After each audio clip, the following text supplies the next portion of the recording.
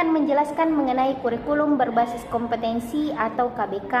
Kurikulum ini biasa juga disebut sebagai kurikulum 2004, yaitu kurikulum dalam dunia pendidikan di Indonesia yang mulai diterapkan sejak tahun 2004. Perbedaannya dengan kurikulum terdahulu adalah para murid dikondisikan dengan sistem catur bulan, sedangkan dalam kurikulum baru ini para siswa dikondisikan dengan sistem semester. Pada dahulu pun, para murid hanya belajar pada isi materi, pembelajaran belaka yakni menerima materi dari guru saja. Namun dalam kurikulum 2004 ini, para murid dituntut aktif mengembangkan keterampilan untuk menerapkan iptek tanpa meninggalkan kerjasama dan solidaritas, meski sesungguhnya antar siswa saling berkompetisi. Jadi di sini guru hanya bertindak sebagai fasilitator, tetapi meski begitu, pendidikan yang ada ialah pendidikan untuk semua. Dalam kegiatan di kelas pun, para siswa bukan lagi objek, tetapi menjadi subjek dan setiap kegiatan siswa ada nilainya.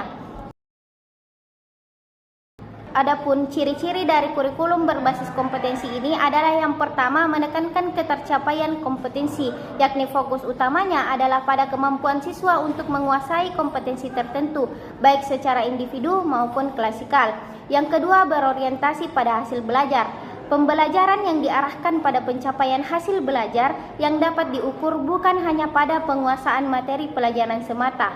Yang ketiga adalah menggunakan pendekatan dan metode yang bervariasi. Pembelajarannya mulai menggunakan beragam metode dan pendekatan agar sesuai dengan cara belajar siswa yang beragam. Keempat adalah sumber belajar bervariasi. Selain guru, siswa juga menggunakan berbagai sumber belajar lain yang memenuhi unsur edukasi untuk mendukung proses pembelajaran. Yang terakhir adalah evaluasi menyeluruh. Penilaiannya tidak hanya berfokus pada aspek pengetahuan, tetapi juga pada aspek sikap dan keterampilan, baik selama proses maupun hasil belajar. Baik, sekian pemaparan materi dari saya, kurang dan lebihnya mohon dimaafkan. Terima kasih. Baik, Assalamualaikum warahmatullahi wabarakatuh. Di sini saya akan menjelaskan landasan KBK. Landasan KBK ini mencakup beberapa, yaitu yang pertama landasan historis. Landasan historis KBK berkaitan dengan perjalanan panjang perkembangan kurikulum di Indonesia yang terus mengalami perubahan dan penyempurnaan. Sejak masa kemerdekaan, sistem pendidikan Indonesia telah beberapa kali menggantikan kurikulum, mulai dari Rencana Pelajaran 1947, Kurikulum 1968, 1975, 1984, 1994, hingga Kurikulum 2004 yang dikenal sebagai kurikulum berbasis kompetensi atau KBK. Perubahan tersebut menunjukkan evolusi pendidikan yang disesuaikan dengan tuntutan zaman. Lahirnya KBK tidak terlepas dari kebutuhan akan sistem pendidikan yang mampu menghasilkan lulusan yang kompeten, mandiri, dan siap menghadapi era globalisasi. Dengan kata lain, secara historis, KBK muncul sebagai jawaban atas kelemahan kurikulum sebelumnya, kurang mengembangkan kemampuan berpikir kritis serta keterampilan hidup atau life skill. Dan kedua ada landasan ilmiah. Landasan ilmiah KBK bertumpu pada teori-teori pendidikan dan psikologi. Belajar modern yang menekankan pentingnya penguasaan kompetensi melalui pengalaman belajar yang bermakna. KBK mengadopsi konsep konstruktivisme yang memandang bahwa pengetahuan dibangun secara aktif oleh peserta didik berdasarkan pengalaman dan interaksi dengan lingkungan. Selain itu, KBK juga berakar pada teori humanistik yang menekankan pentingnya pengembangan potensi manusia secara menyeluruh, seperti meliputi aspek kognitif, afektif, dan psikomotorik. Secara ilmiah, KBK mengakui bahwa setiap individu memiliki kemampuan berbeda, sehingga proses belajar harus adaptif, konstekstual, dan berpusat pada siswa. Dengan demikian, landasan ilmiah memberikan rasional bahwa pendidikan harus menghasilkan kompetensi yang dapat diterapkan dalam kehidupan nyata, bukan hanya pengetahuan teoritis semata. Yang ketiga itu ada landasan kultural. Landasan kultural menegaskan bahwa KBK harus mencerminkan nilai-nilai budaya, norma, dan karakter bangsa. Kurikulum diharapkan mampu menjaga identitas nasional di tengah arus globalisasi yang membawa berbagai pengaruh luar. Pendidikan berbasis kompetensi di Indonesia tidak hanya menyiapkan peserta didik menjadi individu yang cerdas dan terampil, tetapi yang berakhlak mulia, menghargai keberagaman, serta menjunjung tinggi nilai-nilai Pancasila dan budaya lokal. Oleh karena itu, dalam pelaksanaan KBK, pembelajaran diarahkan agar siswa memahami dan mencintai budaya bangsa sendiri, serta mampu menyesuaikan diri dengan perkembangan budaya global tanpa kehilangan jati diri. Landasan kultural ilmiah yang memastikan bahwa pendidikan nasional tetap berpijak pada karakter dan kearifan lokal. Yang keempat itu ada landasan ekonomi. Landasan ekonomi dalam KBK berhubungan erat dengan tuntutan perkembangan nasional dan perkembangan dunia kerja. Pendidikan dipandang sebagai investasi sumber daya manusia atau SDM yang sangat penting bagi pertumbuhan ekonomi bangsa. KBK ini dirancang untuk melahirkan lulusan yang memiliki kompetensi sesuai kebutuhan pasar tenaga kerja, mampu berinovasi dan siap bersaing di era global. Melalui pendekatan berbasis kompetensi, siswa dilatih untuk menguasai keterampilan praktis, berpikir kritis, dan mampu memecahkan masalah secara kreatif. Dengan demikian, pendidikan bukan hanya sekedar proses akademik, tetapi juga sarana pembentukan SDM produktif yang dapat berkontribusi terhadap perkembangan ekonomi dan kesejahteraan masyarakat. Landasan ekonomi menegaskan bahwa kurikulum harus relevan dengan kebutuhan industri, dunia kerja, dan perkembangan teknologi. Dan yang kelima itu ada landasan politis. Landasan politis dalam KBK ini berhubungan dengan kebijaksanaan pemerintah dalam bidang pendidikan yang diarahkan untuk mendukung cita-cita bangsa sebagaimana tercantum dalam pembukaan Undang-Undang Dasar 1945, yaitu mencerdaskan kehidupan bangsa. Pemerintah melalui Departemen Pendidikan Nasional, Pendidikan Kebudayaan, Riset, dan merancang KBK sebagai upaya informasi pendidikan agar sejalan dengan visi perkembangan nasional. Implementasi KBK ini mencerminkan komitmen negara dalam menciptakan sistem pendidikan yang demokratis, relevan pada hasil belajar. Selain itu, landasan politis juga berkaitan dengan tuntutan globalisasi dan kebijakan desentralisasi pendidikan, di mana sekolah dan guru diberi keleluasaan dalam mengembangkan kurikulum sesuai konteks daerah masing-masing. Hal ini menunjukkan bahwa KBK adalah wujud dari kebijakan politik pendidikan yang menekankan otonomi, kualitas, dan akuntabilitas. Sekian. Bismillahirrahmanirrahim. Di video kali ini saya akan menjelaskan tujuan KBK. Tapi sebelum saya masuk tujuan KBK, KBK itu sendiri adalah kurikulum berbasis kompeten. Ada 6 tujuan yang saya dapat. Yang pertama yaitu mengembangkan kompetensi siswa secara utuh, yaitu meliputi pengetahuan, keterampilan, dan sikap.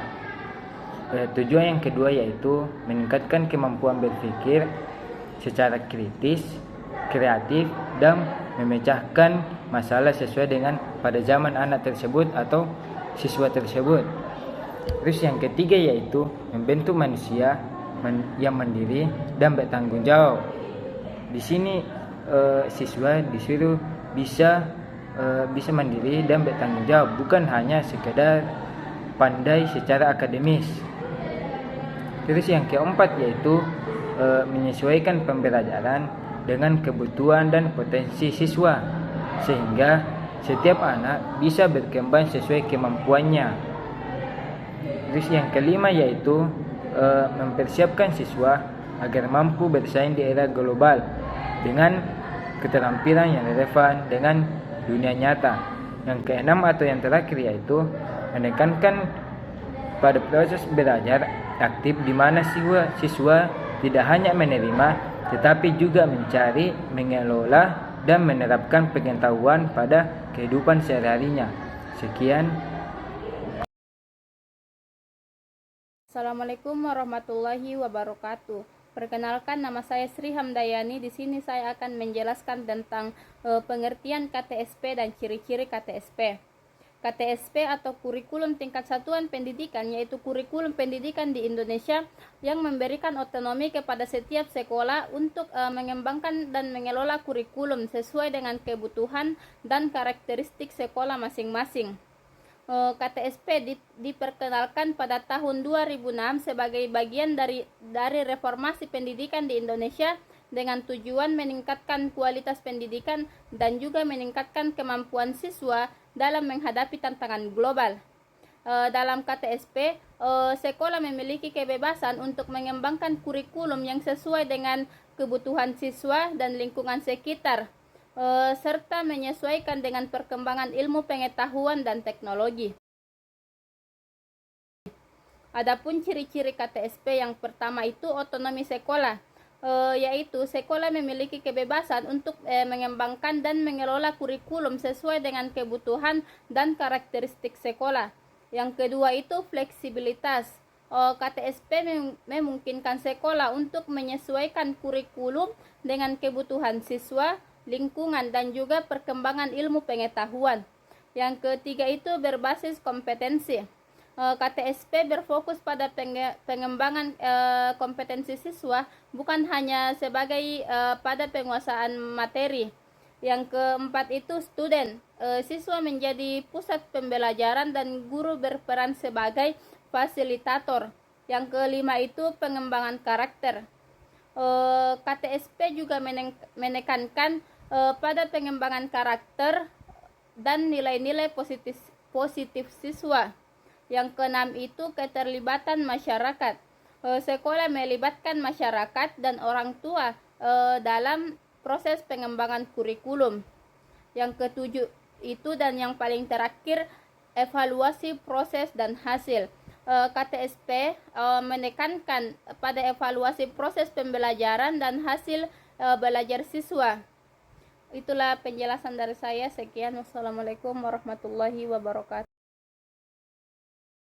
Jadi adapun implementasi KTSP yaitu dapat dilakukan beberapa tahap, yaitu yang pertama penyusunan kurikulum oleh sekolah, yaitu sekolah menyusun dokumen kurikulum berdasarkan standar isi dan standar kompetensi lulusan yang ditetapkan oleh pemerintah.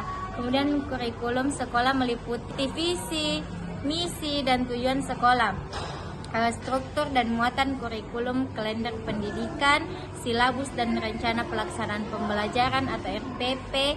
Kemudian pelaksanaan pembelajaran yaitu guru melaksanakan pembelajaran berbasis kompetensi yang aktif, inovatif, kreatif, efektif, dan menyenangkan. Kemudian pembelajaran disesuaikan dengan kondisi siswa dan lingkungan. Kemudian evaluasi dan penilaiannya yaitu penilaian dilakukan oleh guru, sekolah, dan pemerintah, fokus pada penilaian kompetensi pengetahuan, keterampilan, dan sikap. Kemudian pengawasan dan pembinaan. dilakukan oleh pengawas sekolah dan dinas pendidikan bertujuan untuk memastikan bahwa pelaksanaan KTSP sesuai dengan standar yang ditetapkan. Terima kasih.